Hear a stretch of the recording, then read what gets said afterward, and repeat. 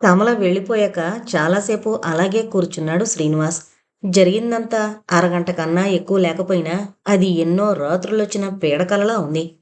కమల తనను అడిగింది, ఆసక్తతతో తాను చెయ్యబోయింది ఒకటే అయినా ఆమె అడిగాక ఇదంతా అసంభవం అనిపించింది శ్రీనివాస్కి. ఆమె తనని చెయ్యమంది ఒక హత్య, ఒక ఆత్మహత్య. గీత తనకి బలి కావడం, తన పేరుని ఈ ఊరిలో నాశనం చేసుకోవడం. ఎలా తానివి చేయగలడు? పరిస్థితంతా కమల రాకకి ముందులాగే అయోమయంగా ఉంది. కమల మీద అతనికి ముందు జాలి, దాని వెంటనే కొంచెం కోపము కలిగాయి. తనకి ఉన్నదని ఆమె భావించిన హక్కు ఆమెకి లేదని అతను పదే పదే తనకి తాను చెప్పుకున్నాడు. ఏం చెయ్యాలి తాను? ఈ విషవలయం తమ మెడల చుట్టూ బిగుసుకునే నిమిషం, ఈ అగ్నిపర్వతం కుమిలి కుమిలి పగిలి తమనందర్నీ నాశనం చేసే నిమిషం వచ్చేస్తోంది. ఏం చెయ్యాలి తాను? రాజశేఖర్ తనని కలుసుకుంటాడట, కమల చెప్పింది. ఎందుకని? అందుకు అట్టే ఆలోచన అవసరం లేదనిపించింది. అతనికి ఆమె కోరిందే అతను కోరతాడు. ఎవరైనా ఈ క్లిష్ట పరిస్థితి నుంచి తాను తప్పించుకునే మార్గం చూపితే బాగుండును. పరమేశ్వరుడు ఎవరో అతను అగుపడితే బాగుండును. అతని భయాలు క్రమంగా తన ఆత్మ గౌరవం నుంచి గీత రక్షణ వైపు మళ్ళాయి. ఈ నాటకంలో మిగిలిన అందరూ ఏదో పణం ఒడ్డి ఓడినవారే. రాజశేఖర్ ఒక హత్య చేయించాడు. శ్రీనివాస్ కమలని ప్రేమించాడు. రాజశేఖర్ చేయించిన పని అతనికి తెలిసింది. కమల తన తండ్రిని రక్షించే ప్రయత్నం చేస్తోంది. గీత ఒక్కతే కేవలం తన మీద అభిమానం కొద్దీ ఈ ఉచ్చులో చిక్కుకుంది. ఆమెని ఈ బురద నుంచి రక్షించాలి. ఎలాగా? ప్రతి గంట పేలనున్న నిజానికి తనని దగ్గరగా తీసుకుని పోయింది. భరింపలేనిది, తెలియంది. చివరికి రాజశేఖర్ కూడా ఈ పరిస్థితులకి తల వంచాడన్నమాట. తనని అంత అసహ్యంతో అవమానించి తృణీకరించిన రాజశేఖర్ అతనికి ఏం కావాలి? అశాంతితో శ్రీనివాస్ కూర్చుని పచార్లు చేస్తూ ఆలోచిస్తున్నాడు. వలయాల్లో ఆలోచనలు, ఆలోచనల్లో సుడులు. వీటిలో కొస్తూ వస్తూ గీత పాపం తనని ప్రేమించిన గీత ఏమీ తీసుకోకుండానే తనని కోల్పోతున్న గీత. పిచ్చెక్కుతుందేమోనని భయపడ్డాడు శ్రీనివాస్. ఈ ఆలోచనల్ని ఆపాలి. కాని ఎలా? ఏం చెయ్యాలి? శ్రీనివాస్ పిలుపు విని బయటకొచ్చాడతను. గణపతి లోపలికొచ్చి నీరసంగా కూర్చున్నాడు. ఏమైందండి? సారీ శ్రీనివాస్, అన్ని ప్రయత్నాలు విఫలమయ్యాయి. ఇద్దరూ వారి పొట్టు వదలనని శపథాలు పట్టారు. మరి ఏం చెయ్యాలి? నాకేమీ తోచడం లేదు. ఏ అద్భుతమో జరిగితే తప్ప ఎల్లుండికి నీ తల మీద ఈ అభాండం పడుతుంది అన్నాడు నిస్పృహతో గణపతి. వాటన్నింటికి నేను సిద్ధమేనండి. కానీ కమల మాట కూడా ఉందిగా. అదిక లేదులేండి. ఆశ్చర్యంగా చూసిన గణపతికి జరిగిందంతా చెప్పాడు శ్రీనివాస్. ఇంకా ఆమెకి నాకు ఏమీ సంబంధం లేదు, మనసులో కూడా అన్నాడు శ్రీనివాస్. మరి వీటన్నింటికి నువ్వు సిద్ధమైతే మనందరం ఎదిరించి నిలబడదాం. స్టేట్మెంటు ఇవ్వనే ఇవ్వకు. మీరు గీతని మరిచిపోతున్నారు. కమల కోసం, నా కోసం నాకు బాధ లేదు. కానీ గీతకి చెడ్డ పేరు తేవడం నాకు అసహ్యంగా ఉంది. ఇద్దరూ ఆలోచనలో పడ్డారు. ఆలోచించి చేసేది లేదని ఇద్దరికీ తెలుసు. మళ్ళీ ఎవరో వచ్చారు. బయటనుంచి పిలుస్తున్నారు. శ్రీనివాస్ తలుపు తీసేసరికి ఇందాకటి నౌకరే మరో ఉత్తరం. ఈసారి రాజశేఖర్ నుంచి. శ్రీనివాస్ గారికి, విచిత్రమైన పరిస్థితుల్లో మనం అత్యవసరంగా కలుసుకునే అవసరం ఏర్పడింది. వివరాలు మీకు తెలుసుననుకుంటాను. మీరు మా ఇంటికొస్తే చాలా కృతజ్ఞుడిగా ఉంటాను. కుదరకపోతే నేనే అక్కడికి వస్తాను. 8 గంటల వేళ బాగుంటుందనుకుంటాను. దయచేసి జవాబు పంపండి. రాజశేఖర్. ఉత్తరం చదివి గణపతికిచ్చాడు. చదివి నేను అలాగే అనుకున్నాను. ఎసరు మరుగుకొస్తోంది అన్నాడు గణపతి. అవును, ఆయనకి జవాబు కావాలట అన్నాడు సాలోచనగా అతని వైపు చూస్తూ శ్రీనివాస్. అక్కడికే వస్తానని రాయ్ అన్నాడు గణపతి. అతని ఇక్కడికొస్తే బాగుంటుంది అనుకుంటున్నాను అన్నాడు శ్రీనివాస్. అవును, కానీ ప్రస్తుతం పెద్ద చిక్కులో ఉన్నవాడివి నువ్వు. ఏదో అద్భుతం జరిగితే తప్ప పరిస్థితులు చక్కబడవు. అద్భుతాలు జరగవనుకో, కానీ నువ్వు వెళితే కొంచెం తేడా ఉంటుందనుకుంటాను అన్నాడు గణపతి. అలాగే ఉత్తరం రాసి ఇచ్చి పంపాడు శ్రీనివాస్. వీలైతే అక్కడ పూర్తయ్యాక మా ఇంటికి రా. నీకోసం ఎదురు చూస్తూ ఉంటాను అన్నాడు గణపతి. అలాగే. ఇక్కడ సంభాషణ ముగిశాక మీ సలహా సంప్రదింపులు అవసరం తప్పకుండా ఉంటుందనుకుంటాను అన్నాడు నీరసమైన చిరునవ్వుతో శ్రీనివాస్. గణపతి అతనికి ఆశీర్వచనం చెప్పి వెళ్ళిపోయాడు. అలసిపోయిన శ్రీనివాస్కి ఆలోచనలు కూడా సాగలేదు. 8 దాకా విశ్రాంతి తీసుకుని స్కూటర్ మీద బయలుదేరాడు. అతను రాజశేఖర్ ఇంటికి చేరేసరికి జన్మలో తాను మళ్ళీ చేస్తాను అనుకోని పని తాను చేస్తున్నట్టు గ్రహించాడు. పరిస్థితులు ఎంతగా మారిపోయాయి అనుకున్నాడు. అతని స్కూటర్ చప్పుడుకే, అక్కడ కట్టుంచిన ఆల్సిషన్ కుక్క అరుపులకే ఇంట్లో నుంచి 2-3 బయటకొచ్చారు. అతన్ని చూసి రాజశేఖర్ మాత్రం ముందుకొచ్చి అతన్ని ఆహ్వానిస్తూ, రండి, మీకోసమే ఎదురు చూస్తున్నాను అన్నాడు. స్కూటర్ని వారకపెట్టి శ్రీనివాస్ నిశ్శబ్దంగా అతని వెనకాల నడిచాడు. అతన్ని ముందర డ్రాయింగ్ రూంలోకి తీసుకెళ్లాడు రాజశేఖర్. అక్కడ కూర్చున్న మరో 3 లేచి వెళ్లబోతుంటే, మీరిక్కడే కూర్చోండి, ఆయనని మేడ మీదకి తీసుకువెళ్తాను అని చెప్పి అతను శ్రీనివాస్ని మేడ మీద మరో గదిలోకి తీసుకువెళ్ళాడు. అక్కడ ఒక సోఫాలో అతన్ని కూర్చోబెట్టి, కాఫీ తాగుతారా అన్నాడు. వద్దు అన్నాడు శ్రీనివాస్. అతనికి రాజశేఖర్ చెప్పేదేదో వినాలనుంది. ఈ సమస్యకి పరిష్కారం అతని చేతిలో ఉంది. అది చాలా అసాధ్యమైందైనా అసంభవం కాదు. రాజశేఖర్ అతనికి ఎదురుగా కూర్చుని, ముందర మీకు క్షమాపణ చెప్పనివ్వండి. పూర్వం మనం కలుసుకున్నప్పుడు జరిగిన దానికి నేను విచారిస్తున్నాను అన్నాడు. లాంఛనప్రాయంగానే అన్న ఆ మాటలు ఎంత కష్టం మీద అంటున్నాడో గ్రహించి, అప్పటి పరిస్థితులు నాకు తెలియవులేండి, బహుశా మీకు తగిన కారణమే ఉండుండొచ్చు అన్నాడు. మీరలా అనుకున్నందుకు కృతజ్ఞుణ్ణి అన్నాడు రాజశేఖర్. ఈయన కృతజ్ఞత చాలా సులువుగా పంచిపెడతాడు అనుకున్నాడు శ్రీనివాస్. ఆ విషయం మరిచిపోదాం అన్నాడు రాజశేఖర్. అంటే ఆనాడు జరిగింది. అలాగే, ఇవాళ మీరు రమ్మన్నారు అన్నాడు. ఆ విషయం నుంచి సంభాషణ మార్చడానికి, అసలు విషయానికి రావడానికి. అవును, జరుగుతుందంతా మీకు తెలుసుననుకుంటాను. చాలా వరకు. ఒకటి మాత్రం చెప్పనివ్వండి. గోపాలరావు గారి మీద నాకు చాలా కసి ఉండేది. నా భార్య విషయంలో చాలా అమర్యాదగా ప్రవర్తించాక ఆయన మీద కక్ష తీర్చుకునే ప్రయత్నం చేశాను. అందుకని ఆయన్ని చంపించారు అన్నాడు కొంచెం ఉద్రేకంగా శ్రీనివాస్. మీరు నమ్మండి, నమ్మకపోండి, స్వామి పొరబడ్డాడు. నేనాయన్ని చంపించాలని అనుకోవడం గాని, అందుకు ప్రయత్నించడం గాని చేయలేదు. స్వామి ఇంకోలా చెప్పాడు. వాడొక జులాయి, తెగ తాగేవాడు. నేను వాడిని వినియోగించిందల్లా ఆయనకి బుద్ధి చెప్పడానికే. హత్య వరకు వస్తుందని నేను అనుకోలేదు. వాడు తాగిన మైకంలో ఇష్టం వచ్చినట్టు చేశాడు.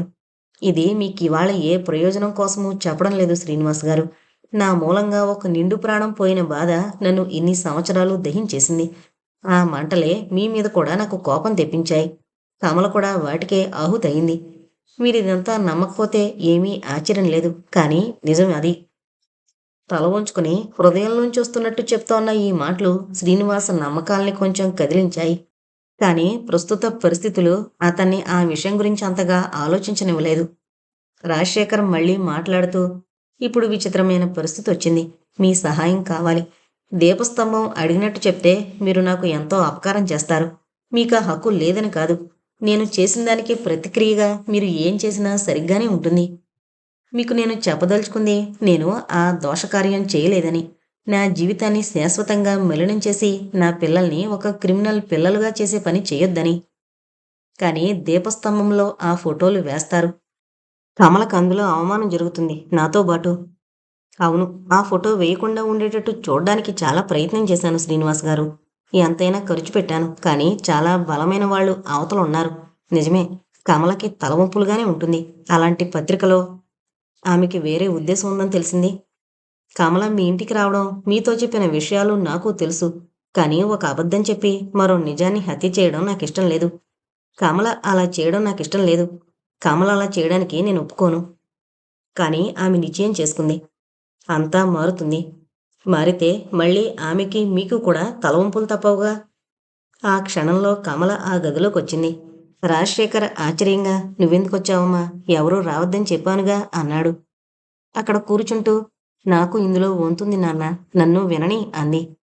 క్షణం ఆమెని విస్మయంతో చూసి సరే అని రాజశేఖర్ శ్రీనివాస్ వైపు తిరిగాడు.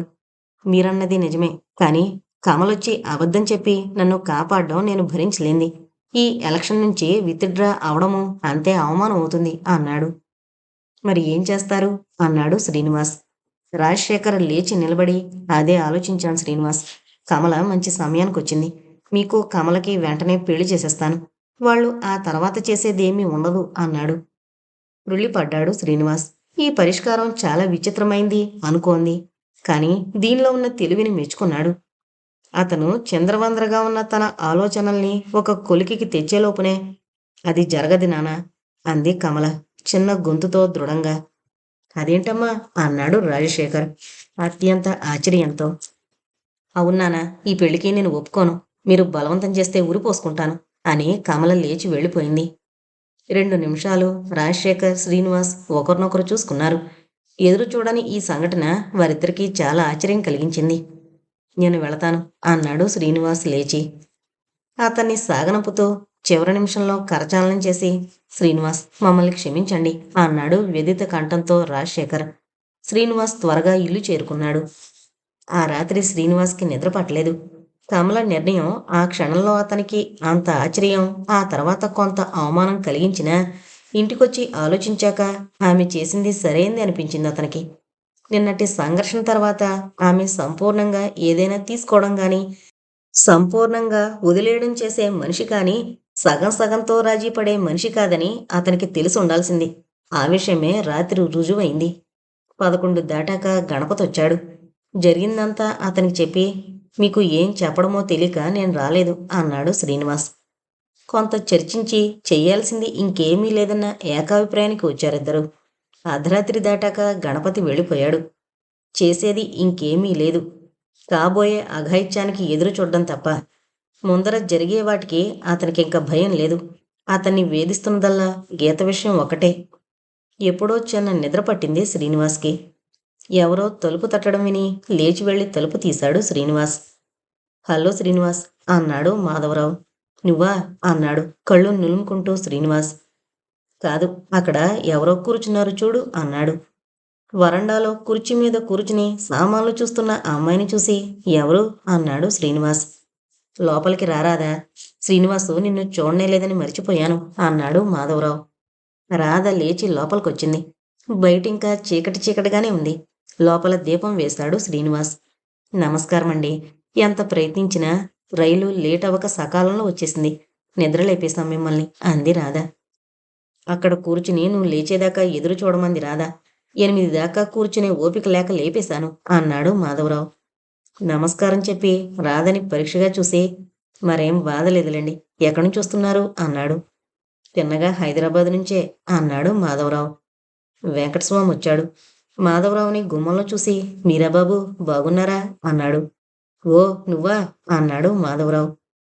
నాకేంలేండి, బాగానే ఉన్నాను అన్నాడు వెంకటస్వామి అటు నిలబడ్డ శ్రీనివాసం చూసి.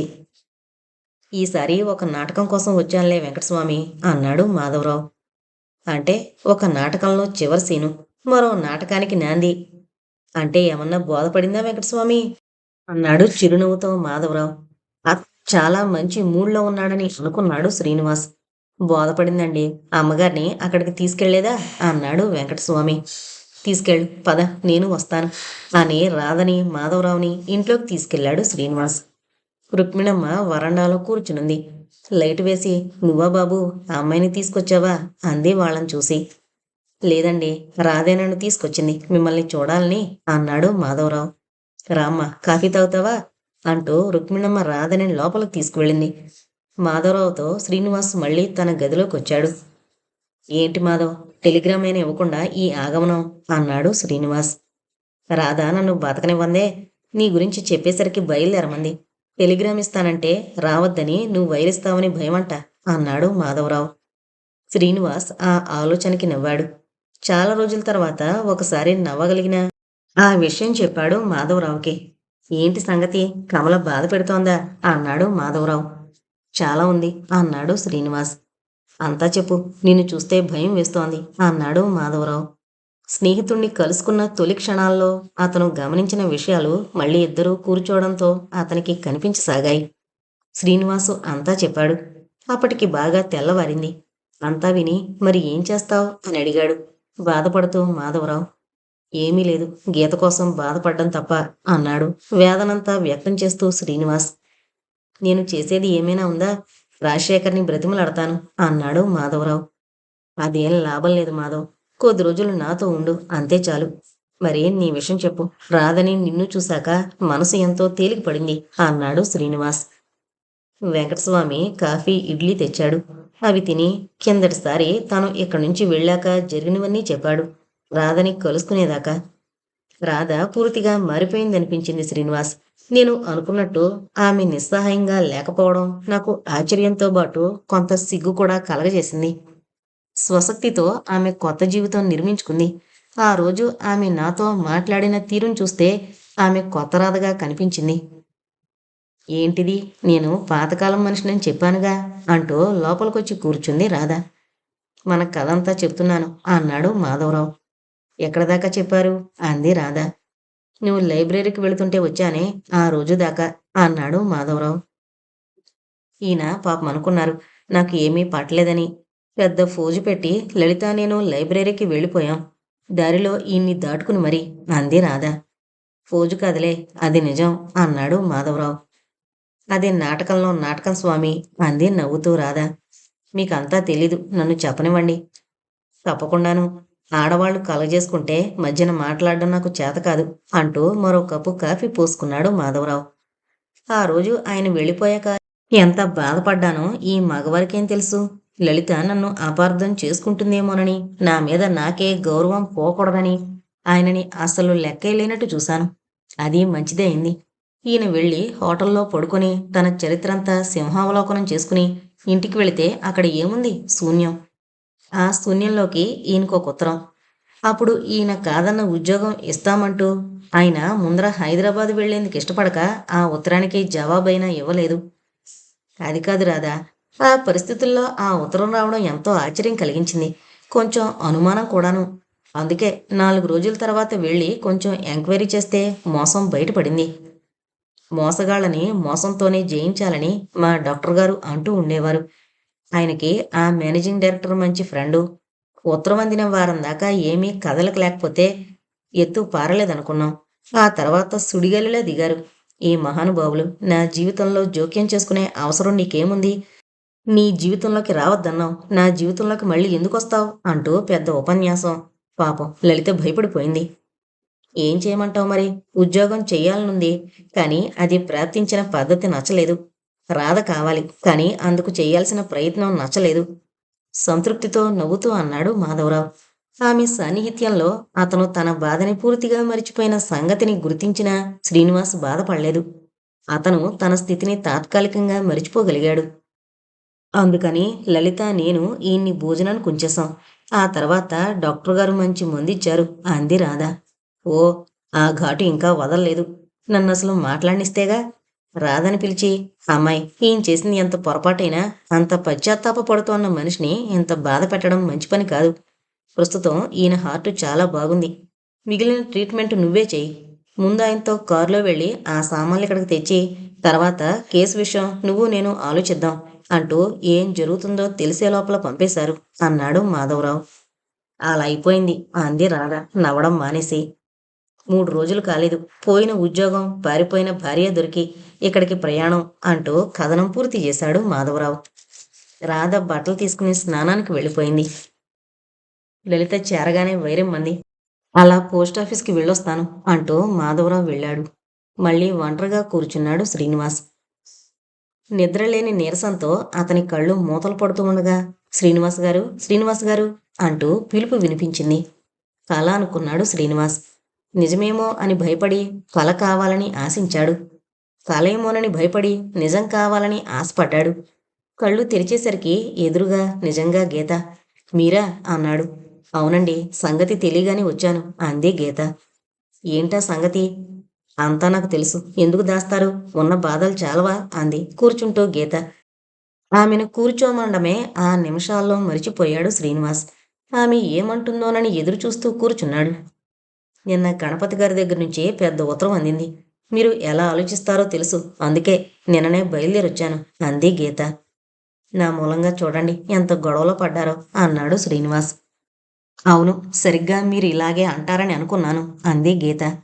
నేనెంత విచారిస్తున్నానో మీకు చెప్పలేను అని తాను చెప్పదలుచుకుంది పూర్తి చేశాడు శ్రీనివాస్. మీరు చెప్పనక్కర్లేదు, తెలుస్తూనే ఉంది, అందుకే వచ్చాను నేను. ఒక్క మాట చెప్పడానికి నా ఫోటో వేసినా, నన్ను గురించి ఏ పత్రిక, ఏ చెత్త పత్రిక రాసినా బాధపడను నేను. ఇది కాక మీకు ఇంకా చాలా కష్టాలున్నాయని తెలుసు. కనీసం ఈ విషయంలో మాత్రం మీకు బాధ ఏమీ ఉండకూడదు అంది గీత. కానీ మీ మీద వాళ్ళు రాస్తే దావా పడేస్తాను. నాకు కావాలని మీతో తిరిగితే వాళ్ళెవరు? కొంచెం ఆగి ఆలోచించాడు శ్రీనివాస్. గీత తన పెద్ద సమస్యని పరిష్కారం చేసి పెట్టిన నిజం అతనికి నెమ్మదిగా తెలిసొచ్చింది. థ్యాంక్స్ గీత. నా మీద నుంచి పెద్ద బరువు తీసేశారు అన్నాడు శ్రీనివాస్. అతని హృదయం తేలికపడింది. మిగిలిన పరిస్థితులను అతను ఎదుర్కోగలడు. నేను వెళతాను. రాత్రి బండికి తిరిగి వెళ్ళిపోతాను అంటూ లేచి నిలబడింది. మిమ్మల్ని ఉండమనే శక్తి గాని ధైర్యం కానీ నాకు లేవు అన్నాడు శ్రీనివాస్. నవ్వుతూ ఎప్పుడు మారతారు మీరు అంది గీత. రాధ వెనకాల రుక్మిణమ్మ గదిలోకొచ్చారు. గీతని చూసి ఆశ్చర్యపడ్డ వారికి ఆమెని పరిచయం చేశాడు శ్రీనివాస్. వెనువెంటనే మాధవరావు కూడా వచ్చాడు. లోపలికి రామ్మ, కాఫీ తాగి వెళుదు గాని అంది రుక్మిణమ్మ. వెళతానండి, మా వాళ్ళకి చెప్పి రాలేదు, ఆలస్యం అవుతుందని అంది గీత. అలా వెళ్ళనివ్వమ్మా, అమ్మగారి దగ్గరికి వెళ్ళు అన్నాడు మాధవరావు. గీత లోపలికి వెళ్ళింది. ఏం మనిషివి నువ్వు? ఆ అమ్మాయి ఎవరనుకున్నావు అలా వెళ్ళిపోవడానికి? సమయానికి నేను రాకపోతే ఆమె వెళ్ళిపోవాలన్నమాట అన్నాడు కోపం నటిస్తూ మాధవరావు. అవును మాధవ్, నాకది తట్టనే లేదు అన్నాడు నొచ్చుకుంటూ శ్రీనివాస్. నీకు చాలా తెలియవులే. ఆ స్కూటర్ తాళాలివ్వు. వాళ్ళకి ఈ అమ్మాయి ఇప్పుడిప్పుడే రాదని చెప్పొస్తాను అన్నాడు మాధవరావు. ఏమనుకుంటారో అన్నాడు తాళాలిస్తూ శ్రీనివాస్. ఏమనుకుంటారు? ఏమనుకున్నా తప్పే, అన్నీ రైటే అని స్కూటర్ మీద వెళ్ళిపోయాడు మాధవరావు. అతను అలా వెళ్ళగానే ఎంతో తొందరగా వచ్చాడు గణపతి. అతని ముఖంలో ఉత్సాహం వెల్లువిరుస్తోంది. ఉపోద్ఘాతం ఏమీ లేకుండా good news Srinivas, Rajasekhar withdraw అయిపోయాడు అన్నాడు. తన చెవుల్ని తానే నమ్మలేకపోయాడు శ్రీనివాస్. నిజంగా అన్నాడు. నిజం అని తెలియకపోతే ఎన్నాళ్ళకి తెచ్చే మొదటి శుభవార్త అబద్ధం తెస్తానటయ్యా. అందర్నీ అడిగాను. చివరికి దీపస్తంభం ఎడిటర్ కూడా అదే విషయం చెప్పాడు. నవ్వు, కనీసం చిరునవ్వు. గణపతిని అంత ఉత్సాహంతో చూడడం అదే మొదటిసారి అతనికి. చిరునవ్వు నవ్వాడు శ్రీనివాస్. కాఫీ కూడా ఇవ్వవేమిటి అన్నాడు గణపతి. సారీ, అంతా ఉక్కిరిబిక్కిరిగా ఉంది. అన్నట్లు డాక్టర్ వద్దన్నాడుగా అన్నాడు జ్ఞాపకొచ్చి శ్రీనివాస్. డాక్టర్కి చెప్పొద్దయ్యా, లేకపోతే డాక్టర్ని మారుస్తాను అన్నాడు గణపతి. పదండి, అమ్మకి పరిచయం కూడా చేస్తాను అన్నట్టు గీతొచ్చింది అన్నాడు బయటికి అడుగులు వేస్తూ. నాకు తెలుసులే, స్టేషన్కి వెళ్ళి ఆ అమ్మాయిని రిసీవ్ చేసుకున్నది ఎవరు మరి అంటూ గణపతి అతనితో ఇంట్లోకి వెళ్ళాడు. అప్పటికే వచ్చి మాధవరావు కలిశాడు. ఈవేళ గీత పూర్తిగా ఇక్కడే ఉండడానికి వారి పిన్నిగారి పర్మిషన్ తెచ్చాను అంటూ నాటకీయంగా అందరికీ చెప్పాడు. వెనువెంటనే అతనికి శ్రీనివాస్ తాజా వార్త చెప్పాడు. సాయంత్రం వరకు అందరూ కులాసాగా కబుర్లు చెప్పుకుంటూ గడిపారు. చీకటి పడుతుంటే గీత ఇంటికి వెళతాను అంది. వెళ్ళి దిగబెట్రా అంది రుక్మిణమ్మ.